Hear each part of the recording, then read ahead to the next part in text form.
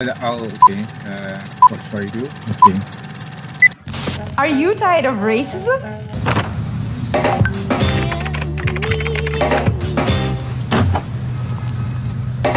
Stesen berikutnya, Bukit Bintang. Wouldn't life be great if we can just get rid of racists? Sounds too good to be true. Not when you have the racist side.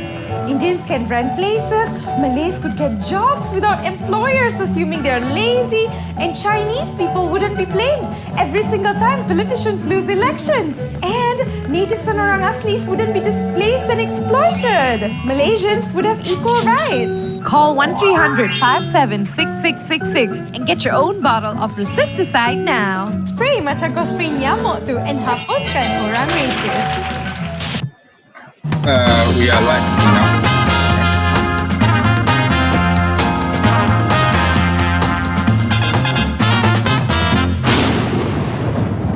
Hello, vanakkam, ni hao, assalamualaikum, what's up? Welcome to my new series, Discriminated, where we'll discuss different forms of discrimination in Malaysia. And what better way to start talking about this than discussing one of the biggest, if not the biggest form of discrimination in Malaysia? We are live Race, now. racial, racism. Oh, jap. Before korang continue, make sure subscribe dulu. Dah. Okay, jom sama tengok. Let's talk about racism in Malaysia. A beautiful, multiracial, multi-ethnic one Malaysia country where we're cool with celebrating each other's festivities but still get scandalized by interracial weddings. But if marry angmo can lah, very good, very nice. Upgrade auntie approved. Multiracial, multi-ethnic, multi-racist. And when we do call out racism, we're often told to sit back down. Hey, budak-budak zaman sekarang ni sensitif sangat lah. Janganlah snowflake sangat.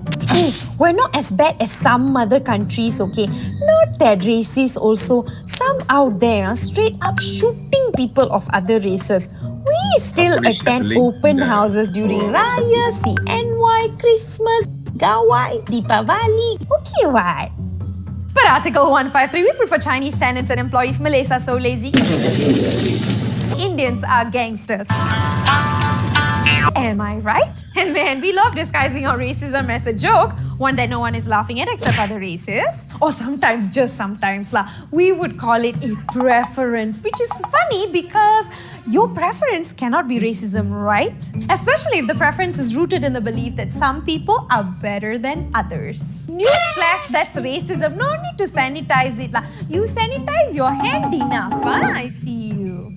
You treat people like crap and think they're beneath you because of their race? You're racist. You think stereotypes exist for a reason? You're racist. You make and uphold policies that are partial to a particular race? You're racist. Okay, think of racism like a tree.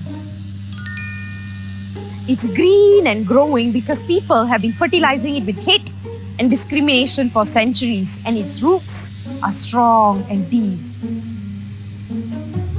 But unlike the real old trees that make our flora and fauna so much richer and diverse, the tree of racism is toxic, parasitic, it's destroying lives and polluting earth.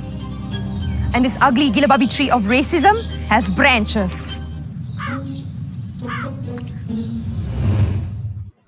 First branch, institutional racism. This is what people refer to when they say the system is set up against us. Racial quotas in housing, education, businesses, you name it, we got it. Racializing everything and anything to benefit one race over the others. And of course, constantly pointing out to minority races that they should be grateful they're allowed to exist, practice their faith, get education opportunities. Well, TLDR, korang faham lah isu-isu sensitif ni semua.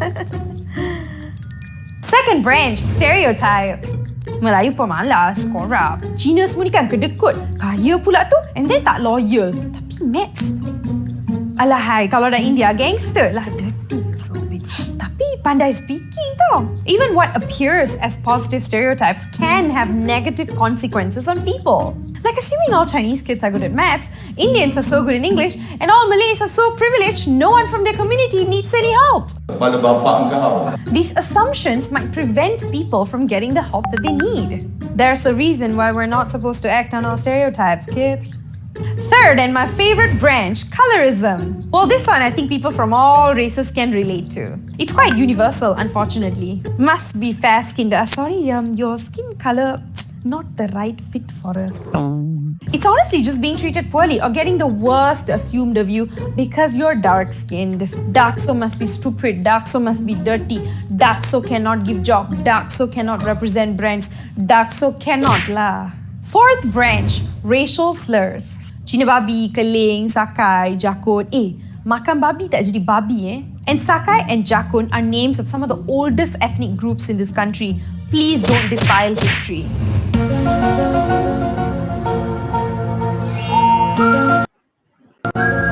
Indians are like the 3D jobs of this country. Dirty, dangerous and difficult. Don't laugh, serious lah this one. When people see us, they very excitedly lock their doors, tail us because mana tahu lah, I might steal that bottle of sanitizer from the pharmacy. And landlords don't love the idea of renting out properties to us. Cause you know, we're all gangsters lah. If you rent to us, right, we will trash the house, won't pay rent, and then the worst of all lah, all the walls and furnitures will smell like curry. Ayyo. Ugh. Landlords who say they don't want to rent houses to Indians and people of certain races, you are one step closer to winning the Racism Cup of 2021. Oh man, what can I say about our Malay brothers and sisters lah? It must be so confusing to be born with the privilege of being the majority race, have the upper hand in politics and constitutional rights, but also forced to live under the crushing weight of archaic rules and stereotypes. People just assume everything comes easily for you guys, and that isn't exactly the truth. Thanks to a slew of authority figures who are corrupt and also happen to be Malay, we just tend to assume the worst of Malays. Not cool, guys. I feel bad for you guys lah. Start your conversation about racism in Malaysia these days. People will band against Chinese people. Alahai, Cina memang macam tu lah, kena quote racist. Mandarin speakers only and Chinese landlords saying prefer Chinese only when renting out properties are probably two of the most common racist behaviors Chinese people are infamous for in Malaysia. I admit, it's not looking great, but I see you guys, bukan semua sama, and I know that. Guys, padahal Chinese people also have to deal with a certain level of racism in this country. Apa lagi orang Cina mahu? Cina mata sepit, easy, obsessed with money, selfish. Oh my god. Such horrible qualities associated with the whole race. It's gotta hurt potentials and hearts and leave a lot of damage. I mean, why talk about random people who live on trees? Perangai kau macam Sakai, Jakun. Betul kau ni tak pernah tengok iPhone baru ke? The only times we mention them is when we use their native group names in derogatory fashion. Malaysia kan hanya ada 3 race, Melayu, Cina dan India. Yang lain-lain tu tak perlulah we worry about, dah panggil lain-lain kan? I wonder how painful it must feel to constantly be forgotten and ignored by your own people. It's like they and their struggles are invisible. They're like... I think we stop the video first. Okay, thanks. Salam sejahtera. Good evening to all my dear discussants. We have here, and those who are watching live on Facebook Live, thank you for watching. Just stay tuned. If you're very active, you can share experience now. Probably we can take you on board, even on the Zoom, or we can just discuss your sharing session. Today is a Boon Talk Show number, I think it's supposed to be number 18. We're going to talk about stereotyping among us. You watch Nandini. Okay, one thing that I myself have, I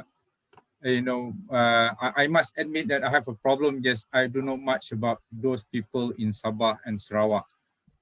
We tend to think about, because I've never been to Sarawak myself until now. I've only been to Sabah. So I always think about Chinese in India dan lain-lain. I mean, they're also human in that sense. So I think that's my weaknesses. But before we go, I think I need to introduce all my, probably you guys can introduce yourself. Probably start with Pat to the audience. Pat, over to you. Good evening, everyone. I'm PATRICIA NUNIS, hometown Malacca. So I come from the very small Portuguese mixed community. So in the Malaysian demographics, I'm one of the lion, you know. So when I was a child, I used to wonder why we have to take lion. we seem to be lost in the line. Yeah, so my background is actually in sociology and ethnic relations, and after graduation, I did quite a bit of work with refugees, and then moved on to corporate work after some years. So in more recent years, a colleague and myself, a Muslim colleague and myself, we set up a program called Building Bridges to bring people of different ethnic groups in Malaysia together. So from that, a lot of other activities spin off, and I'm very pleased to be here because that's where I met Shahrul. And so I'm very pleased to be here to see the growth of that work, Building Bridges. It has blossomed very big, like a tree, to have the Boon Talk Show in its 17th or 18th run. And I'm delighted to be here to talk about stereotypes. So Okay, pass it back to yeah. you, Boon. Yeah. Hi, Pat. Thank you very much. Yeah, I met Pat during her, I think a forum workshop on building bridges among people in Malaysia. I think since Francis Xavier, that's basically Eddie's church there, their church. So that way we met, and then I think our friendship blossomed. We did so many activities and talk after that. Right, if you guys see my new hair, I did just just for this occasion, because we are of different, colors and stuff like that. To represent all the whole talk. Malaysian Yeah. And this one is supposed to be a bit more relaxed, santai. You guys can share your experience. We'll discuss it here. If you those who don't know about Nandini, she's been talking about this racism and stuff. At the end, she suggested, I think, three ways probably. That's her suggestion. One is probably to criminalize of punish those who discriminate or doing racist. And second thing, we're supposed to do an open dialogue on racism and discrimination, which is, I think, we are currently doing. I mean, we cannot force other people not to be racist, but we can inspire them how we should lead a positive life, like what Pat is doing. With that, I think I go to my new friend, Mr. Joel GURPRIT Singh. Over to you, Joel. So, hi, can you hear me, Boon? Yep, loud and clear. Good. Okay, as usual, when it's time to speak and then you suddenly try looking for the unmute button and you can't find it. Anyway, hi everyone. My name is Joel. My very first time joining Boon here, Boon and my fellow panelists, Pat and also Eddie. I was invited by Eddie. Eddie and I used to teach in the same institution till about 2 months ago. Yeah, so I am an academic. I'm currently with Help University and Colleges, and my expertise is in business management and also operations. Yeah, and I think one of the relevance of me being here is also the fact that I'm a product of a biracial marriage. My dad is Punjabi Sikh and my mother is a Hindu. Yeah, I've got firsthand 36 years of experience of living in this background. And if anyone thinks that there's nothing so significant, you're still from the same country, trust me, there's a huge gulf of difference between both religions and both cultures and both both sides for that matter. So thanks for having me, Boon, and looking forward to a good discussion. Thank you, Joel. Okay, for those who are watching, thank you for watching. I'm hearing voices, probably there's echo. If you're watching the FB Live, please put on mute. All right, yes, Joel is my new friend that we have. I think we always enjoy meeting new friend. Okay, this is my good friend, EDDY. Please introduce yourself. Hi, my name is EDDY.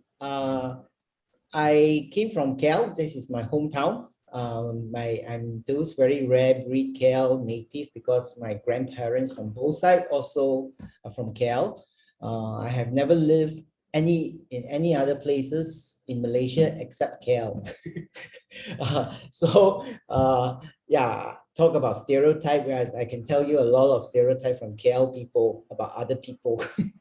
Anyway, I'm a US grad, so currently I'm teaching in the American University program. I have been lecturing in that program for umpteen years. So Joel and I used to be the same place in T College and University, in the National College and University. My specialties, I actually has two. I got. I'm not really. I don't consider myself academic. But I have basically 3 different degrees for some reason or another. My first one is in music, so I'm also teaching music. Not instruments, but history and appreciation in the American program. But my major expertise is world religions. So that's why I am involved now in interfaith dialogue. I'm very happy that this is happening, and I'm also very happy that I am involved in this. So I look forward to our conversation tonight, and thanks for having me. Yes, Eddie also a blogger in Fast Office. Yeah, that's him. Thank you very much, Eddie. All right, actually, Eddie also is basically the initiator of this talk show, because he always had this kind of discussion with his student in school, how he going to put them into group and they each other share their own stereotyping experience. Right. Without further ado, I think we can start with our first round of sharing session. We're going to discuss along the way, and those guys, if you're watching on the Facebook live, you can also share your in the comment section below. We're going to take it on board and discuss here. If you think that you really want to be on board, we're going to invite you probably after the first round. Probably who's going to start first? If there's no volunteer, I'm going to point my finger at probably Pat. Yeah. Over to you, Pat. You're on mute, Pat. I will share an experience from my childhood because when we talk about stereotypes, often it comes from some picture that has been transferred to us by either someone or something we read or something someone told us. So when I was a child, this was quite some time ago, my aunt who was taking care of us, uh, because my mother went to work. So my aunt would tell me not to go out of the compound of the house, because we lived in a terrace house. You had a little compound in front, and then their front gate, and then in front there would be this road, the normal housing estate road. And so in Malacca at that time, you still had the Bengali man, we used to call him, yeah, who would ride by on his bicycle selling milk in bottles, fresh milk, yeah, because nearby there was a farm.